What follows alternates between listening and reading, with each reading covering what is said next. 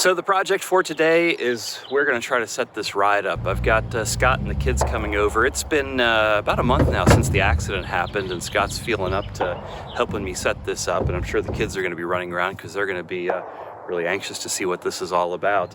The main thing that I'm concerned about and why I haven't tackled it myself is these sides look to me like they're really heavy. It's a steel frame with what looks like 3/4 inch plywood on it, and with no visible means of a winch or anything to help lower it down. So it's all just brute force, and I think that might have some weight behind it. Once it gets over past that tipping point, I think it's going to get kind of heavy. So need some help on that. So that's the plan. We're going to set this up because I'm really curious to see exactly what this thing's going to look like, and to see if we're missing any parts in there at the bottom of that pile, see if everything is there, and get a better picture of what it's going to take to fix this thing up. Now, of course, some of these cars, obviously, we're not going to be able to put on because they're laying in pieces here. The whole bottom is falling out of the fiberglass tub. But we're going to do our best, set up what we have, see what we're missing, if anything, so we can make a list of projects that we need to start getting on to start getting this thing back to operational. Maybe while Scott's here, we can have him help us get the shaft out of the lathe if he's feeling up to that, because that's going to help us free that up and start getting back on those parts of the rocket that I need to work on. It's way high on your end. There it goes. All right, now we just need to pull these pins, and then this side should come down.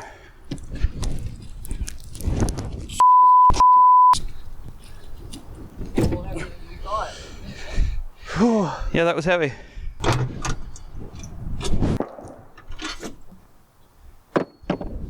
Ready?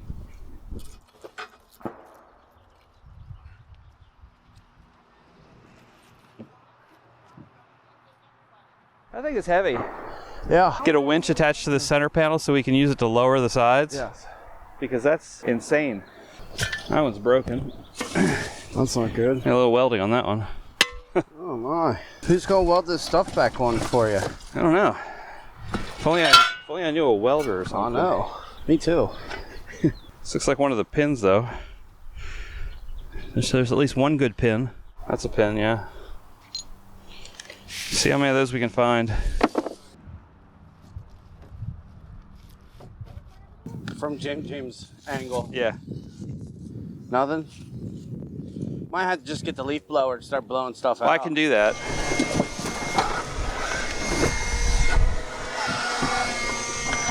You could probably use some thicker steel too. For like the... Right here. Right here?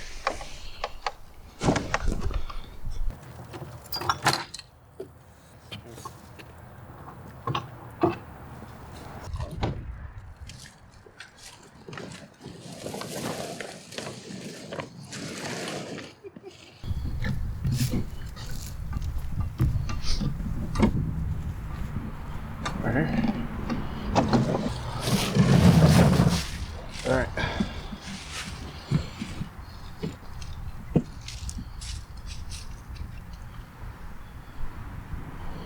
Right here.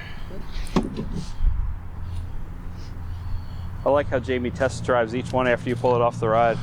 He has to get in every single car. Yeah, he test drives each one. That's his job.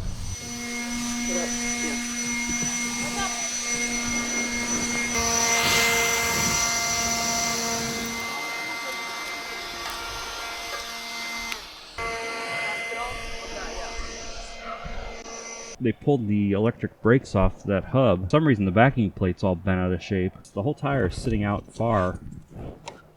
Here, pull that out. It's rubbing against the side of the trailer. It's not doing that on the other side. You can see it here. Yeah, so it's something's definitely going on there.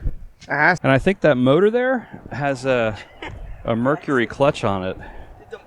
So it'll do a slow start. Mm-hmm. For some reason the belt's not even on the pulley down there. It's riding off just on the end of the shaft. Yeah, I see that now.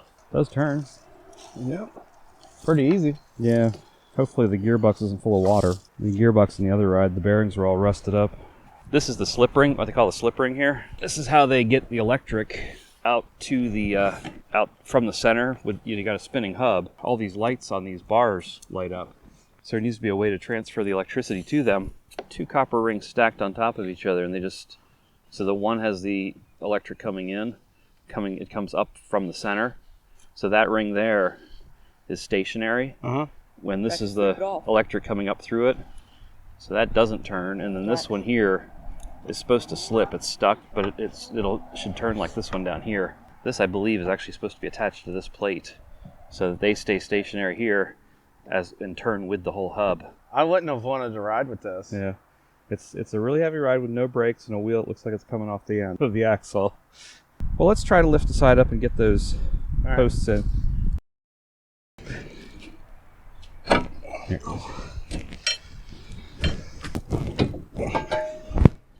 They're down.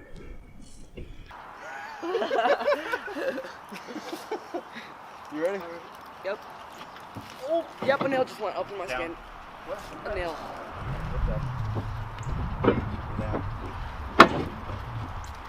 Oh, it's still in. Oh, this one's bent. Go ahead. Well, that's good. Yeah, I mean, it's close enough for what we're doing. Just like that.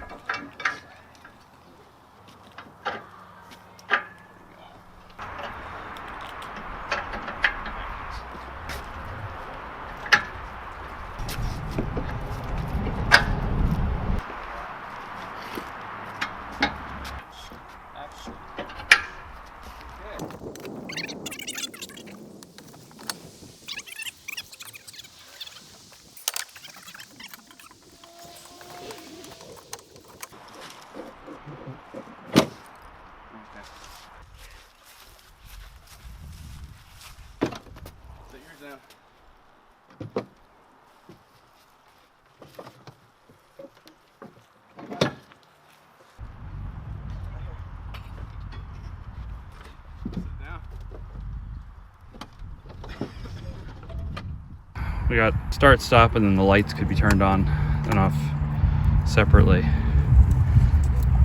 So as a timer, so when you started it would run for a predetermined amount of time. That's cool. Yeah. What's the max time? I don't know. Have to look at it there. 50, 180, 180. So whatever those numbers are is in seconds. Huh. One interesting thing about this ride is we don't actually know how old it is. We've not been able to read this label here, and I don't know if we can get it off to get it cleaned.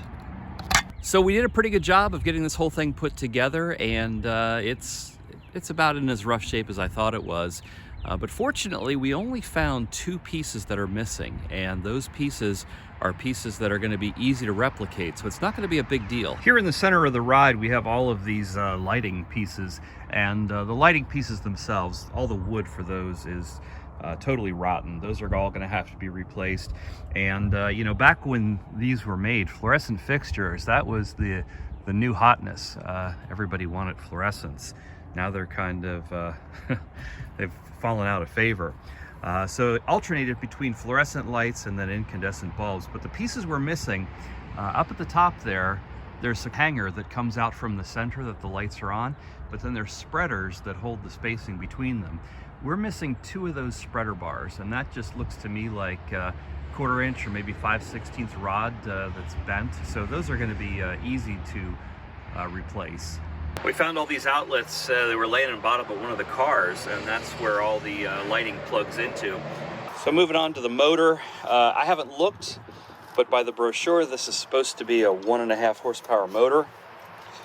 And like I said, that may or may not be a Mercury clutch. And I kind of want to get this thing hooked up and plugged in and see what it does. Now we've got about 100 feet from here up to the front of the shop where I could get power to this thing. So my plan here is I'm going to put a 30 amp receptacle on the outside wall of my shop. That'll give me a place where I've got 220, which is what I'm assuming this runs on. And if it's a 1.5 horsepower motor, I can run that on 12 gauge wire.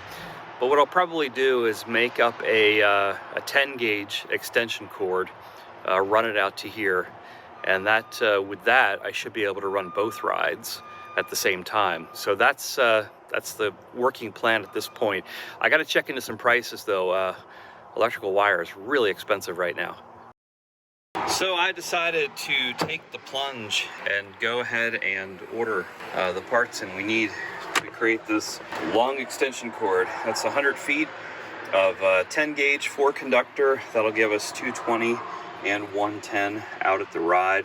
I'm gonna put the outlet right on the front of the shop here. So it's gonna go somewhere here right next to this propane tank. This wall is directly under where my breaker panel is. The breaker panel is actually like right about there, so it's just going to be a short run, and we'll have a 220 30 amp outlet right there. So we have both the plug and the receptacle now for our long extension cord that we're creating. So I think I am going to start by assembling this.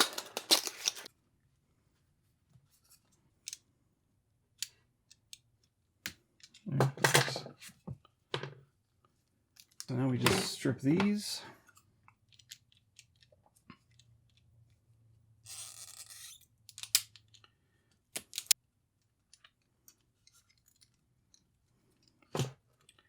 That looks about right.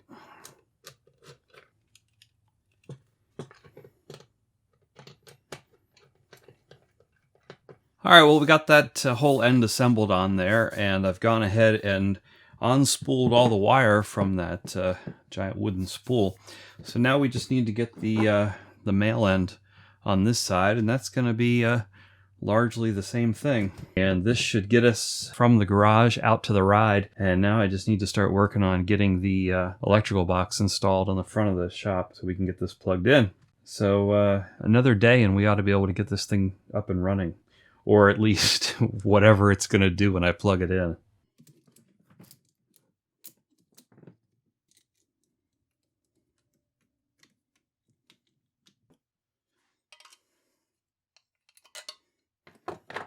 Trying to just prep as much of this ahead of time as I can here.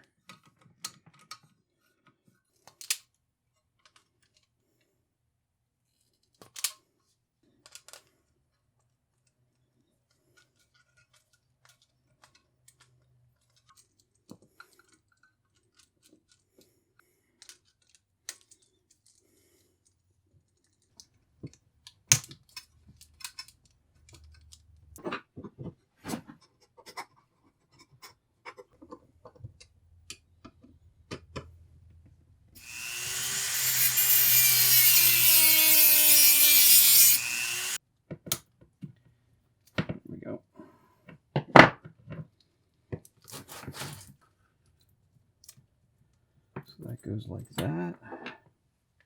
And we'll just do this loosely for now.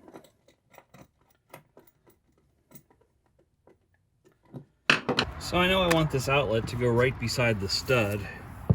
I just need to figure out where that stud is. I got two different stud finders here. I'm gonna see if we get similar results from both of them.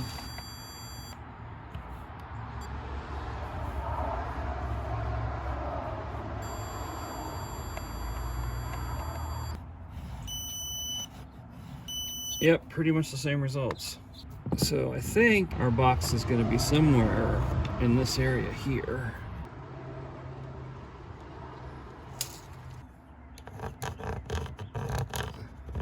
Alright, I'm going to drill a hole here in what I expect to be the lower corner of the box, and then I'm going to go inside and see where that's coming through.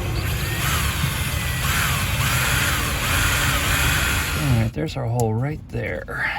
That looks pretty good to me.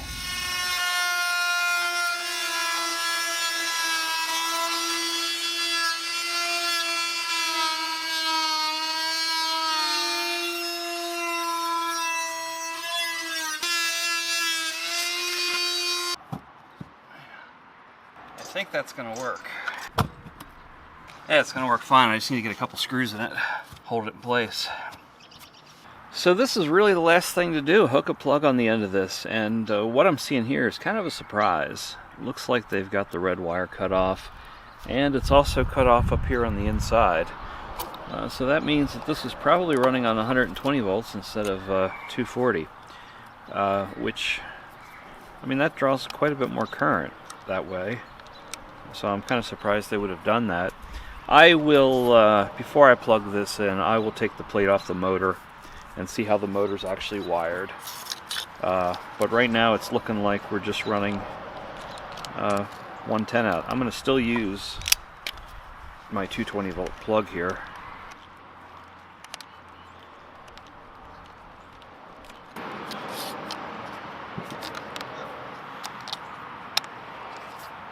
Okay, that is ready to go. Well, let's see what happens.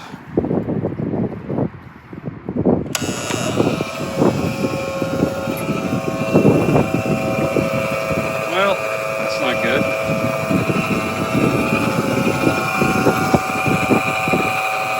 Looks like we need to tighten up the belt.